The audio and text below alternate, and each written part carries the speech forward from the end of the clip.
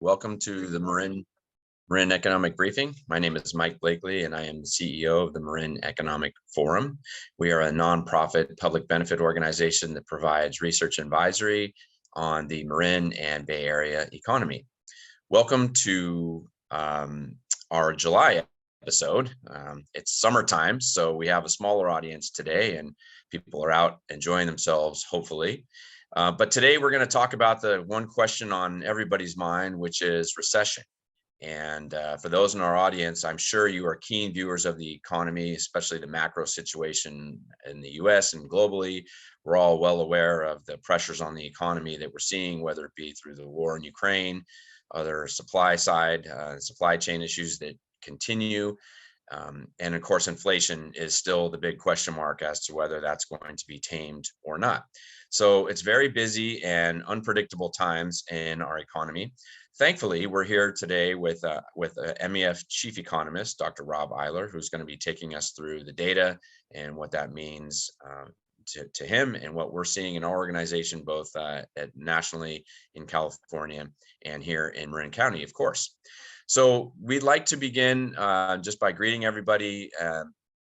We produce these briefings when the data is available. So sometimes they're at the beginning of the month, sometimes they're at the end of the month, as in this case. But we do thank you for joining. We do have them each month, and we will be sending a video recording of this out to all of you after. Please share that with your friends.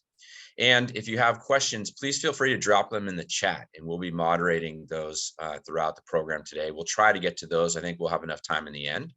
But other than that, it's my pleasure to introduce Dr. Rob Eiler, who's going to take us through the data and what it means. Rob, good morning. Morning, Mike. Thanks so much for having me. And folks, thanks for making the time today to come and hear about this. And hopefully it'll be enlightening for you. I'm going to start with the aggregate level of employment in the United States and kind of compare where we've been and where we may be going over the next few months to the Great Recession. This is the evolution of the Great Recession in the aggregate. And this is the COVID-19 situation. So the months from 2020 at the bottom actually was also the months from November 2007, but we're 99.9% back to where we were pre-pandemic using January 2020 as a benchmark. And we want to get that black line over that red dotted line. So the reason we call the Great Recession is this long 6.5-year bowl of lost jobs. We're now at month 30 of not quite having the same level of employment we had in January 2020. But one of the things we've heard is that, or what we heard, a lot of economists are starting to get concerned about the idea that the only way we're going to be able to fight inflation, and this is kind of a 1970s, 1980s thought pattern, is to actually allow unemployment to rise a little bit, meaning that the increase in interest rates by the Federal Reserve and ultimately the rising wage demands driven by inflation will lead to more people being out of work, but may also lead to people being brought back into the workforce, but not quite yet finding a job. So one of the hallmarks that'll be historic about this current recession and recovery period will be the loss of labor force and sort of the reconstitution of the labor force, given the supply side pressures in the labor market that came from COVID-19. For example, you have a dependent at home, you have a child at home, you had things at home that made you that were different choices you had to make with respect to whether or not you'd take a job or stay at a job or look for another job. So we want that black line to go over that red dotted line. The supposition is it will over the next quarter or so, but it might flatten out a little bit more completely if we start to see a full-blown economic downturn. Well, one of the reasons why we think that we're going to have something that looks like an economic downturn is how aggressive the Federal Reserve is likely to be on interest rates. So what this dot graph is meant to show you is the current opinion of the Federal Reserve, the policymakers in what's called the Federal Open Market Committee, as to where they see interest rates over the next couple of years. And while this doesn't look super aggressive on its surface, and you can see that for 2022, 2023, and 2024, the path of interest rates is relatively similar over those 3 years. In September 2021, all the blue dots for 2022 were housed inside that gray box. And that red arrow is where interest rates were initially going in September, but in September 2021, that was the path at that time seen by the economists on the Federal Open Market Committee through 2024. In March 2022, all the dots for 2022 were housed inside of that second box, but the path of interest rates in 2024 was relatively similar to 6 months before that. So the opinion of the policymakers in the United States about where we needed to see short-term interest rates, what we think of as the so-called federal funds rate, has gone up dramatically. So we saw an amazing change in interest rates the last time the Federal Reserve made a decision. They actually are meeting, I believe, this week. And if they make the decision to do it again at what we think of as 0.75% or potentially 1 full percent, they're aiming to get into the blue dot area somewhere above 3%. Right now we're at 1.75. So to get from 1.75 on average to something closer to 3.5% is going to take some significant interest rate changes over the next 6 months to get there by year end. So we will see where we're going. But the reason why all this is happening, and this is a key thing to think about, is that maybe we had interest rates too low for too long. So how much now on the upside, is raising interest rates going to be in terms of its effect on the economy? So just like inflation, we don't like interest rates rising, but it's kind of a necessary evil for the growth we've had over the last couple of years in terms of recovering from what happened with COVID-19. It's a natural opportunity cost of those types of changes. When you increase interest rates, the cool thing about it is that it gives you some room to cut rates again if recession ultimately shows its face. So one big concern of the Federal Reserve, and this is true for a lot of the economies around the world, at least those that are emerged economies, think Western Europe, Japan, Australia, New Zealand, Canada, the United States, is if you don't raise interest rates and you go into recession, you lose that lever of policymaking to be able to slide them back down again. The problem, and there's always the second twist on it, is that all the volatility can lead to more volatile decision making and ultimately a lot more uncertainty in your economy than what a central bank wants to see. So we'll see how they shape all that. The key is actually keeping inflation expectations in check.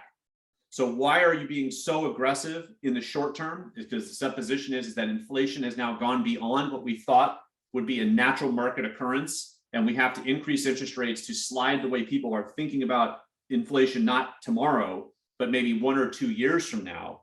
And that's really the struggle for policymakers right now, is not so much what's inflation going to be next month, but how do I keep people from expecting a change in inflation that is structural, meaning that maybe inflation's changed forever, and now I'm going to change my business and consumer decision making in the medium term, which then slows down our economy structurally. We don't want people to stop buying things because they're afraid of inflation, but when inflation continues to remain relatively high and creep along, it's tough to get people to change behavior. Rob, can I jump in with a question real quick here? Of course you can. Yes. It has to do with timing, because we know that data lags, and we know that these measures taken by the Fed with related to interest rates, it's going to be a quarter or two before we know if those are having any impact. However, in that same time frame, they may be presented with the need to raise interest rates once again. So how are they balancing data that will take some time to know if what they're doing is having an effect with what they perceive as a need to continue raising at an aggressive level? So the balancing act, Mike, is that they know that that lag structure exists. So they're not thinking what's happening with inflation in 3 months. They know when they increase interest rates, they're going to have an effect maybe 9-12 months ahead. So part of the aggression here is the recognition that if they want to try to get inflation in check in the next 12 months, they need to be faster on the uptick on interest rates now. So then those lags will suddenly show their face 9-12 months from now. And like I said just earlier, most policymakers know that it's not really affecting the actual inflation in 12 months unless you affect the way people are expecting inflation to change. So if you get those expectations down, that begins to kick in the cycle that shows fruit 6 to 12 months later.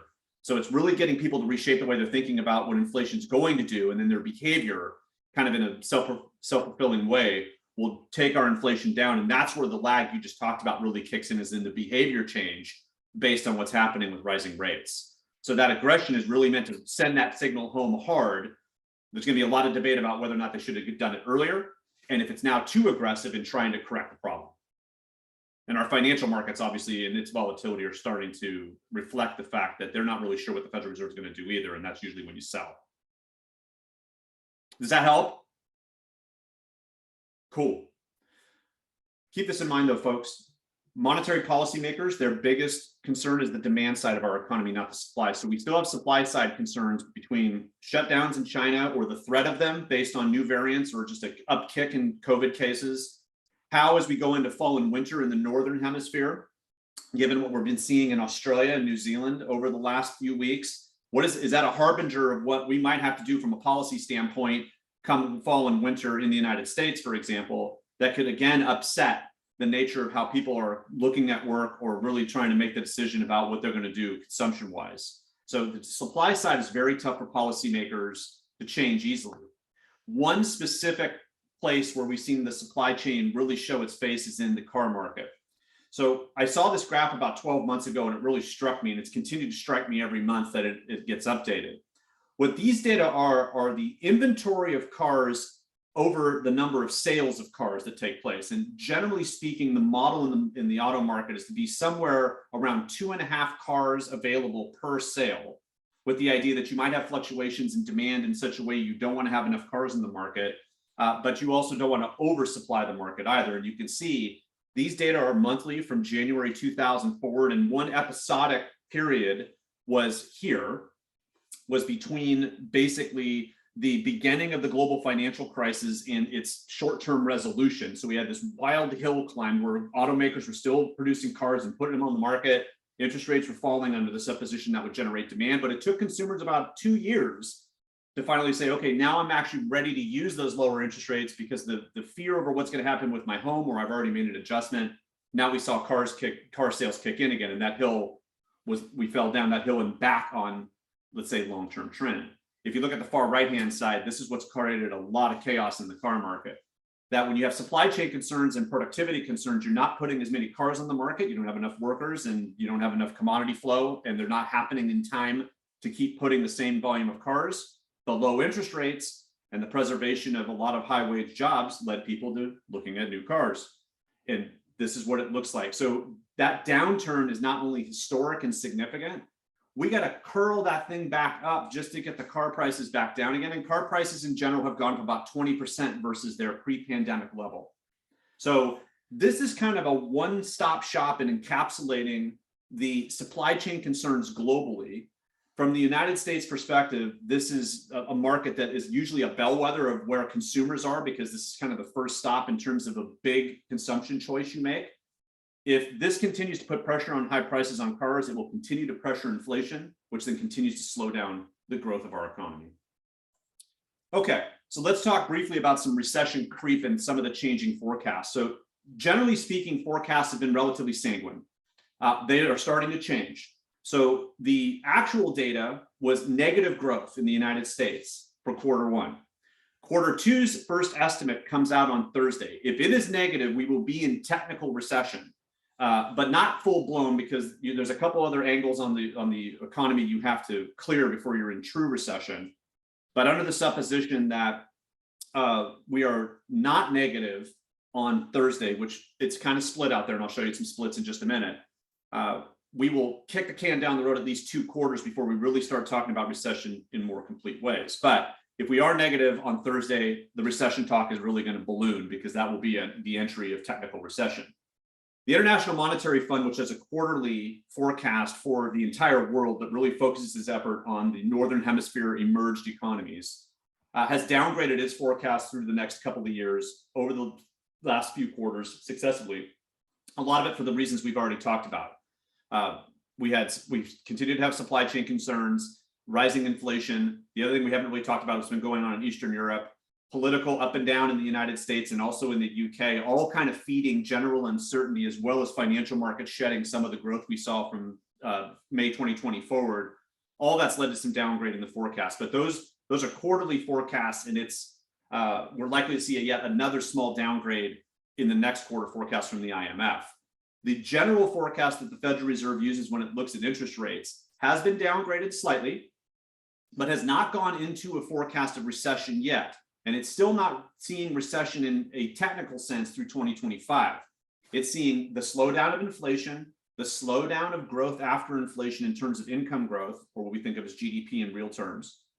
But it's not going to get into negative territory yet. However, that's the general Federal Reserve look. The Atlanta Federal Reserve, which does a daily update of its forecasts of GDP growth, is actually believes we're in recession already. That we should expect a negative growth rate in the second quarter. We had one in the first quarter, and that we're there now. And Fannie Mae, which is one of the places where we see a monthly forecast for the housing market and for the economy and for interest rates is predicting that we're already in recession as well. And in fact, we'll have a negative growth year, both this year and next. So we've had some forecasts fade over the last 6 months, and in some cases, they're already predicting recession. The trick is what's really going on in the job market, because as I said before, we might enter technical recession, but if the job market doesn't really fade, we don't get those other pieces of the pie that then tell us we're in what we think of as from a macroeconomic standpoint as true recession, right? Textbook recession is one thing, but are we really recessing, or is it going to be so short-lived because the labor market's providing a lot of support that we shouldn't really call it recession yet? Well, let's look at Marin County briefly, and let's look at what's happened with recovery. This is Marin County's recovery in the in COVID-19, and this is California's recovery. So Marin County has struggled to get itself back to that red dotted line to a certain extent, but some of that is labor force related.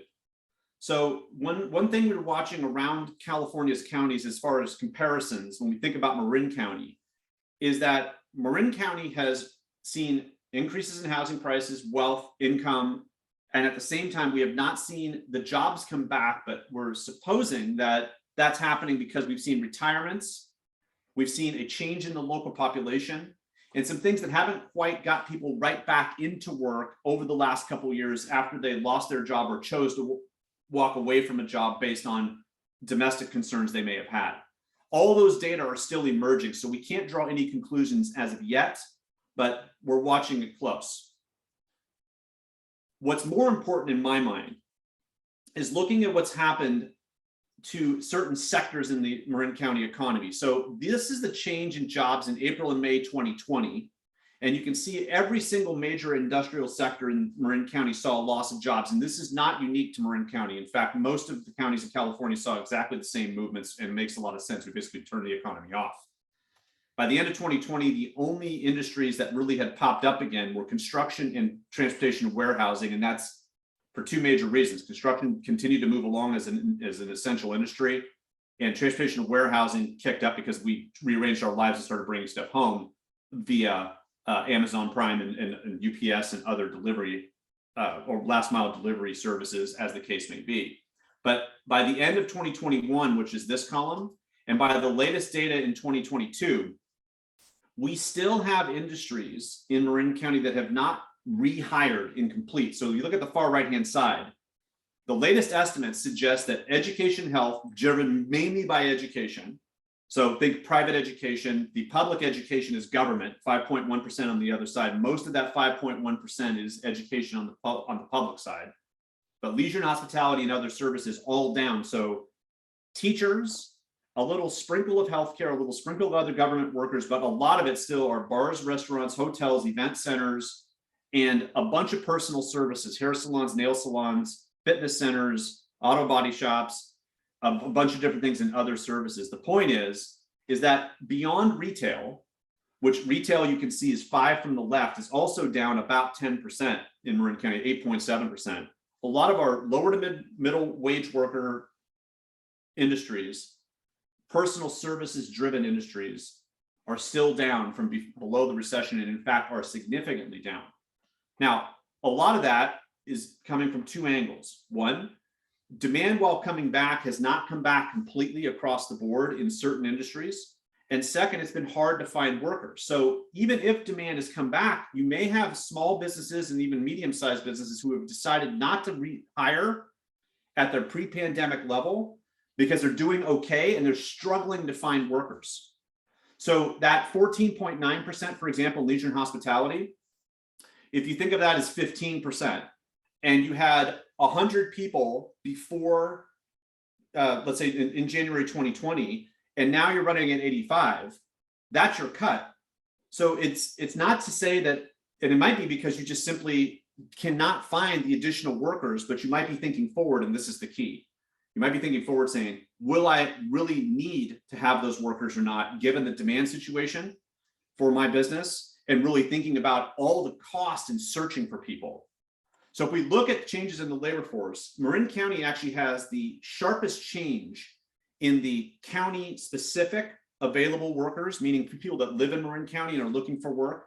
But I wanted to show kind of the regional situation. So Marin is not alone in this. And if you think about Marin County's employers drawing from different counties, Napa County residents and the number of people looking for work or working is down. Solano County down, Sonoma County down, Alameda, San Francisco, Contra Costa, San Mateo. Generally speaking, the labor market from which Marin County employers draw their workers, all of them a reduced number of people available for work or working. So we know that a change in the labor force has had some effect. There's no doubt about that. And what's that done? It's led to regional wages rising. So this is the 1-year change in wages. You can see San Francisco's up quite a bit. Here's the 2-year change in wages. So since COVID-19 began, basically these data are May to May. Minimum of 9% in Napa, Marin County a little bit higher than that, but Sonoma County up almost 12%, San Francisco up about 18%. What's happening? I'm struggling to find workers. I held out for a while, noticed that the 1-year effect is a little bit different than the 2-year effect. So if you take the difference between the blue and the orange column, you basically get what happened in year 1 of the 2-year cycle. That's searching for workers and trying to use wage to draw them in. So something we're watching closely to say, hey, if there's a continued lack of workers, how does that affect wages? And what does that mean for our smaller businesses who are struggling to find workers and maybe on the margin with respect to costs? These wage profiles are something that are starting to be concerning, because the other side of it is, if you think about inflation, how much of this are workers really keeping in terms of that increase after inflation? So for Marin County, the things to watch for is that one of the opportunity benefits, if you want to put it that way, of a slowing economy is you might actually see more people suddenly looking for work, that the other parts of their financial lives are not working as well. So now they need to get a job.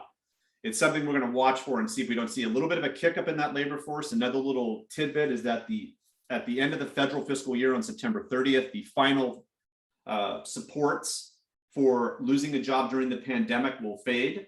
And that might also push some more people out there looking for work. We'll see how regional that becomes. We should expect there to be a slowdown in car purchases, housing purchases, and thus housing prices should start to fade a little bit in terms of their growth. How much they fade will depend on both the intermix of demand and supply, but also on how relatively high interest rates go in the end in terms of changing the cost of making that purchase. So we're likely to see in Marin County still sort of like, let's say, global demand for housing. We shouldn't expect Marin County to go through a 20 or 25 or 30% contraction in housing prices, but we certainly should expect a slowdown. But even we saw a 10% contraction. If you go up 45%, 3 years, that's still pretty strong housing price growth. We just get addicted to that growth number. If it's not 20, 25%, then the entire world's coming to a close. It's the same thing when we look at our equity markets. We need to be very cautious about thinking more medium and long run, but we'll see how housing markets react. The tourism market generally is looking pretty good and kind of in a weird opportunity cost way again. Continued conflict in Eastern Europe, the increase in air flight prices, all that may contribute to more regional tourism. If that's true, then that supports a lot of rehiring in theory for Marin County's personal services jobs alongside of a continued economic recovery. But if the economy starts to slow down a little bit, you might say, well, hold on a minute, that's somewhat counterintuitive. Well, during economic slowdowns, we tend to become more regional in our travel. So if we have 2 reasons to become more regional, those things will both support simultaneously. And the wealth in this area should keep people moving around regionally to a certain extent regardless. We're likely to see some fatigue on the part of employers. So something else to watch for is, even if a bunch of people suddenly come back on the labor market, if you were off the labor market for 2 years, employers are going to know that. And they're going to be thinking, is it really worth rolling the dice on you, especially if demand is starting to sag a little bit? And after all this searching, especially smaller businesses, are they going to say, I'm going to try to figure out some adjustment to make, because after 2 years of looking around, I still can't make it happen. Maybe the model is I don't need to make it happen. And I'll stay at 85 or 90% of my pre-pandemic workforce.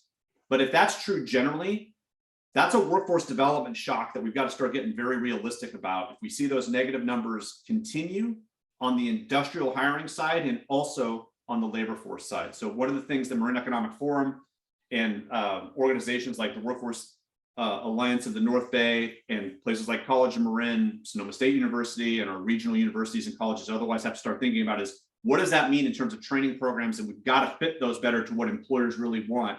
or they're going to make adjustments to where they're never going to hire those people.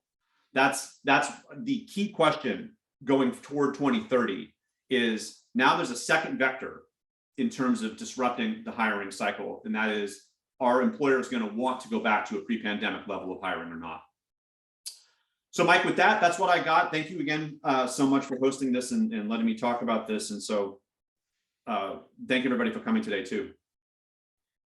Rob, thank you. A lot to unpack there, a ton of information. I don't see any questions in the chat, so I'm going to ask two quick questions with the remaining time we have, one on the national level and one on Marin.